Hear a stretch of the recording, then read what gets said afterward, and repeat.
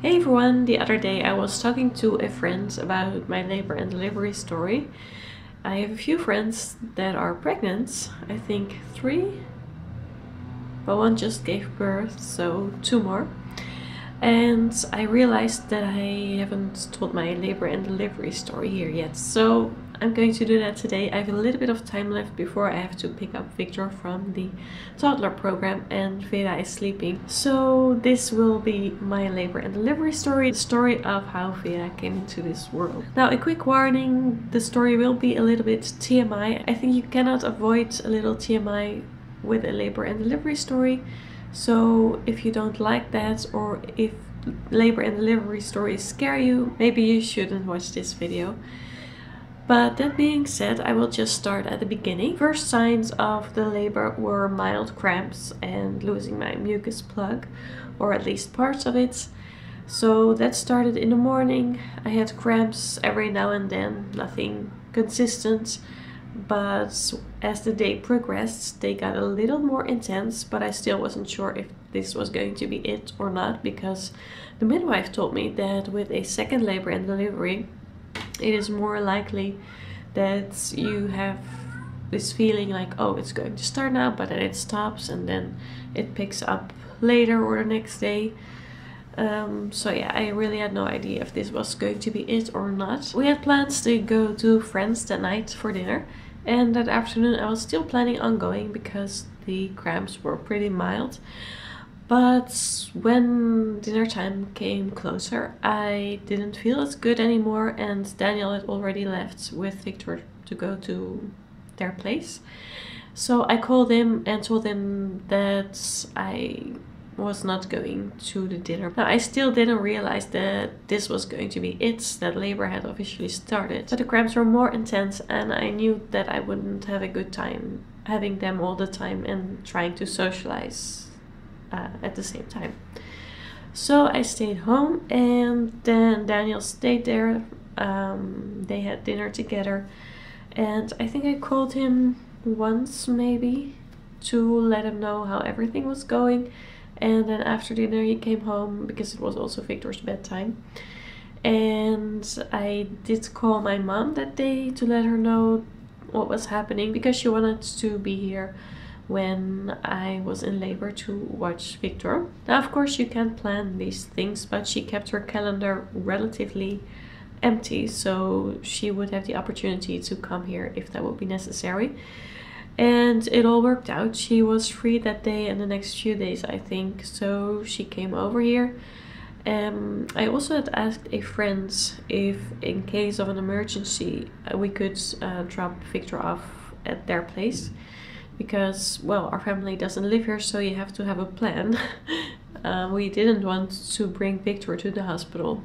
That would just not be a good idea, of course. But my mom was here. She arrived at 8:30, I think, and I was so relieved she was here, because by that time the cramps were pretty intense, and it was just really nice to have her there for support. And I was timing my contractions, of course. They got a little bit more consistent over the course of a few hours, and we called the midwife to let her know what was going on. Now, she told us that when the contractions would be 5 minutes apart, she would come over here and check on me, so we would know how far dilated I was. But she told us that the contractions really should be 5 minutes apart and no longer than that. So I was really like, okay, well, they really can't be longer. The time between the contractions can't be longer than 5 minutes. So we waited pretty long before we called again, and looking back, we waited too long to call her, because when she came to check on me, I was already 8 centimeters dilated. So then we had to hurry and rush to the hospital because the baby was about to be born. And we didn't want the baby to be born in the car. Now, I remember I threw up once before she got here, and then once when she just arrived. And the contractions were 4 minutes, 5 minutes, 3 minutes apart, so pretty close together. So like I said, we were suddenly in a hurry to get to the hospital. My mom and Daniel were running back and forth between the house and the car to pack everything. I mean, the bags were ready to go, but they packed the car. Then we got into the car and drove to the hospital. It is a 15 to 20 minute drive, something like that. And in the car, the contractions weren't as frequent, which was good because I was very uncomfortable and in a lot of pain every time I had a contraction. When we got to the hospital, Daniel dropped me off at the main entrance, and the midwife was there as well, so she wheeled me in the hospital in a wheelchair. We got to the elevator. I was feeling miserable by then. The contractions were really painful and I really couldn't care less about who saw me or heard me, because I really had to breathe through them and I wasn't looking happy at all, for sure. Now, yeah, we went upstairs quickly to the labor and delivery suites, and I was really thirsty from all the heavy breathing. And so in the labor and delivery suites, they got me into the bed. I think I threw up once more. Let me check my notes quick. Yeah, I had to throw up again, so I got a little bucket from the nurse, and she also gave me some water, which was such a relief. And they hooked me up to the IV just in case they had to give me medicine again. That happened at my first labor and delivery. I needed medicine. I will get to that in a minute. And by the way, the car that we used to get to the hospital, it was my mom's car. We don't have a car, but since my mom was here, we could use her car. And because it wasn't sure if my mom could be there the night or the day whenever it happens that I was in labor, we also arranged that we could borrow the car from friends. They have 2 cars and they didn't need the second one at the time, so yeah, we could just ask it whenever we wanted. So that was a comforting thought. Of course, we could have called a cab as well or something. But yeah, we went there with my mom's car. Now, I was in story at the point that they hooked me up to the IV. So I had still very painful contractions, and there were 2 people in the room, the midwife and the hospital nurse. Daniel was still parking the car, and I was pretty worried that he wouldn't make it to the delivery suite in time and that he would miss the birth. But then pretty quickly he arrived there as well with all of our luggage. So Daniel is there too, and he was holding my hands and giving me water. And in advance I had asked him not to talk to me during the labor and delivery, because I remembered from last time that I really didn't like it when people talked to me when I was in labor. So he was really good and didn't say very much, so that was very helpful. He just, you know, held my hand, gave me water. I could look into his eyes and squeeze his hands, and that helped me. Now, up until then I had the normal contractions, but I think after like 20 minutes in the hospital I got the urge to push. But the midwife told me to try and not to push just yet, so that's what I did. That's what I didn't. I didn't push. But then quickly it came to that point in which, you know, you have to push and you can't hold back anymore. So after 20 to 30 minutes I was definitely in the pushing stage, and then my water broke. And that was really interesting because we all heard a loud bang, and suddenly there was an explosion of water and everything got wet. The nurse, the midwife, the table with medical supplies that was near the bed. So that was pretty spectacular, and despite all the pain that I had, I could enjoy that moment, because last time they had to break my water and it didn't happen on its own. And I thought it would be so interesting when that would happen on its own. Sometimes you hear women feel this gush of water coming down, and I was hoping it would be a little more spectacular this time than last time when they had to break my water. So that was pretty spectacular, and despite all the pain I could enjoy that little moment. But you know, everything was really intense, of course, in that pushing stage, and it became more and more intense even. They were telling me how to breathe and everything, so I tried to listen to their instructions and breathe really well and push as hard as I could. And then the first 2 pushes, they could see the head a little bit. I know that now, but at the time they didn't really tell me what was going on, so I had no idea if things were progressing and if the baby was almost born, or that I, you know, maybe had to push for another hour. So that was a little difficult. I wish I did just ask them, how are things going? But when you're in labor, you know, you don't care about very much other than just getting the baby out as quickly as possible. My husband, for example, asked me if he should record the delivery because we brought a camera but we didn't bring the tripod. And I told him no, don't record it, because I just couldn't care less. But looking back, I really regret that, because I would have loved to see it one more time. And I know that is a little weird to some people. Some people really don't want to record it and don't want to watch it, but we recorded the first labor and delivery when Victor was born, and it really helps me to process everything, you know, afterwards. And yeah, this time I didn't have the footage. We did have a little bit of footage after Vera was born and some pictures, and I will see if there are a few decent ones that I can include. Okay, but back to the pushing. I was pushing and pushing, not very long, because like I said, the first two pushes, they could already see the head, and that was very painful. I did feel the ring of fire this time that you sometimes hear about. I didn't feel that at my first labor and delivery, but this time definitely. And it was really painful. And I think during those pushes I began to make a little bit more noise because the pain was just so awful. And there was a little bit more time though between contractions. And now we are at the third push. I pushed as hard as I can, and suddenly she was born. The third push pushed her out at once, and I was really surprised that she was born. I remember that from my first labor and delivery, because it is so painful and awful, and you think, I'm going to have to do this for hours, but it will end, and at some point the baby is there, the baby is born. And that was with the third push. So I think the pushing, it lasted for maybe 20 to 30 minutes. Only 3 pushes with quite a lot of time in between them. And the third push was really painful because I didn't have the episiotomy, and I did tear when she came out, and I felt every bit of it. It was very painful.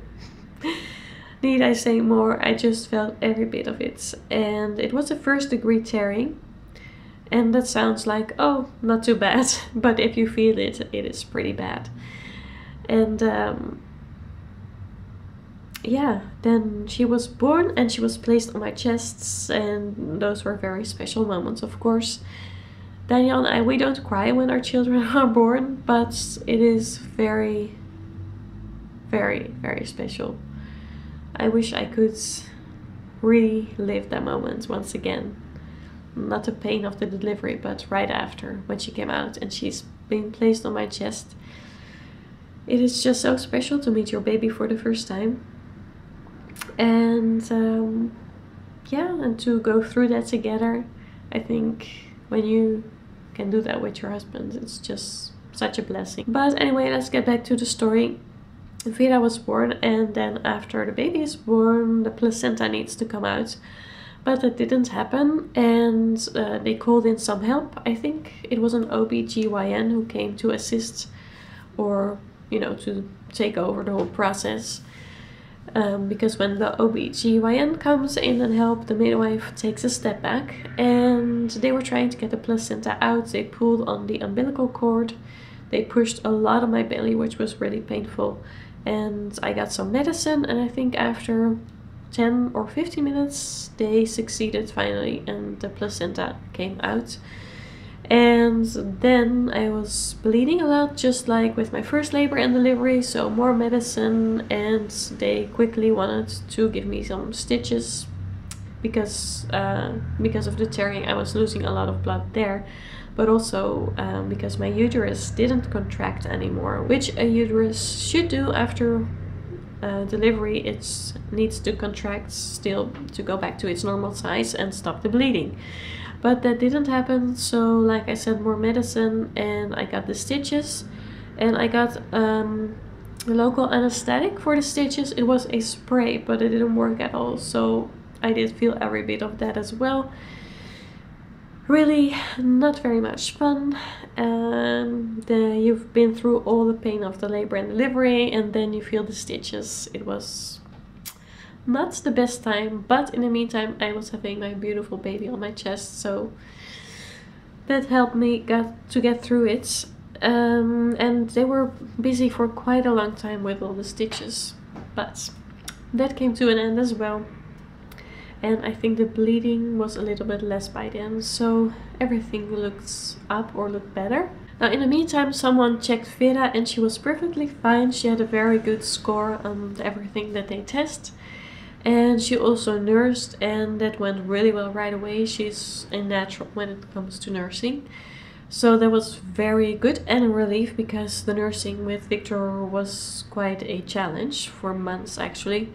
So I was really happy that it went so well this time. I was feeling really cold after the delivery, so I got a few extra blankets and Daniel put on my warm socks, and that did help a little bit, so I was a little more comfortable. And then the nurse came back into the room and she brought us some bread rolls, bread with cheese and coffee and tea, and a traditional Dutch treat that you eat when the baby is born. It's called beschuit met muisjes. So it's like, I will insert an image then you can see what I mean.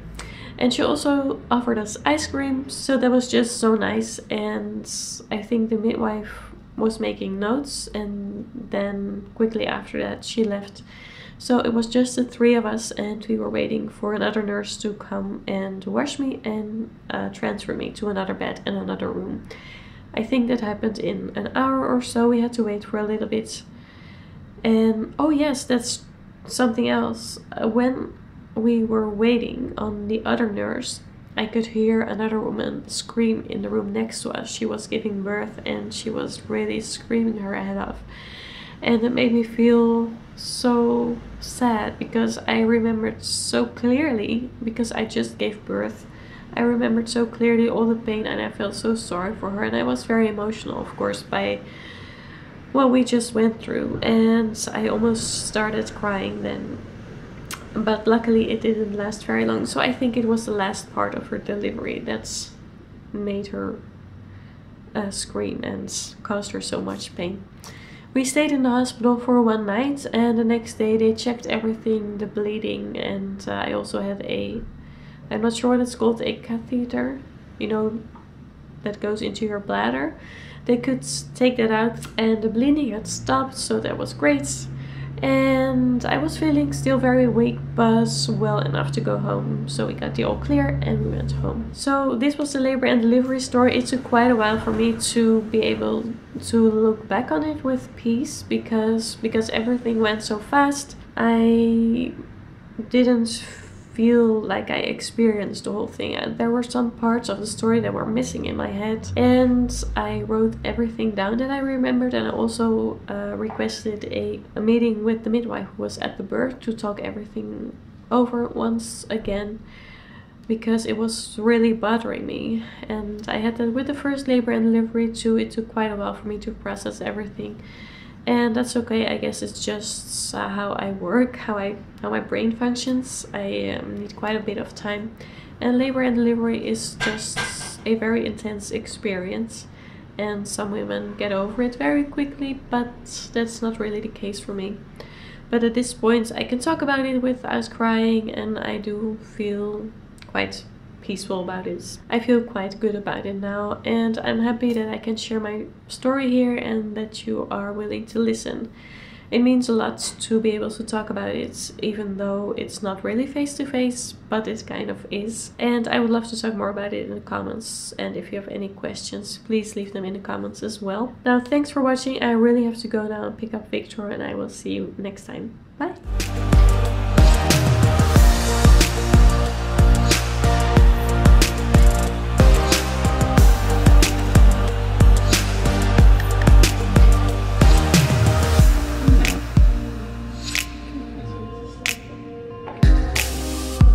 Zo lang te drinken mag dat ook wel, hè?